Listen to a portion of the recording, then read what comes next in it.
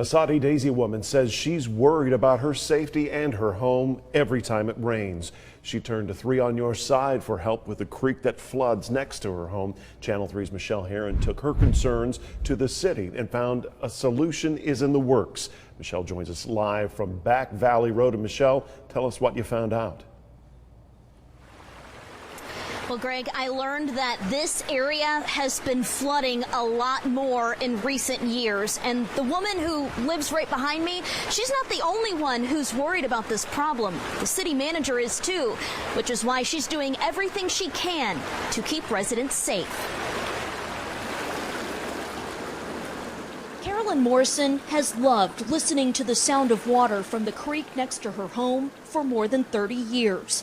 But recently, the amount of water flowing feet away makes her worry. I've been here a long time, and I have never seen this creek rise up like this. The worst of it hit a year and a half ago when flash flooding flooded the area. Several homes were damaged, including Carolyn's. Her neighbor lost her life when she was swept away. You can't miss those boulders hitting each other, that bouncing. Floodwaters have taken most of Carolyn's backyard. Boulders and twisted trees take up what hasn't washed away. It's even taken the ground under part of Carolyn's porch. Every time it rains, she worries. I'm afraid if it floods again, it's going to take my house. Carolyn says she has seen crews work on the creek, but she doesn't believe it's enough to keep her and her property safe. All they did was pile up rocks on each side of the bank, and they didn't even come all the way down here. He had to stop here because that's all the TVA permitted him to do. Channel 3 took Carolyn's concerns to Janice Cagle, the city manager of Soddy-Daisy. She says flooding has become a real issue in recent years and believes an increase in rain and the number of homes on Flattop Mountain are just some of the factors contributing to the problem. She's been in contact with Tennessee's Department of Environment and Conservation, Tennessee Valley Authority, and the Army Corps of Engineers for flood studies to be done, so she can figure out the best solution and apply for necessary grants.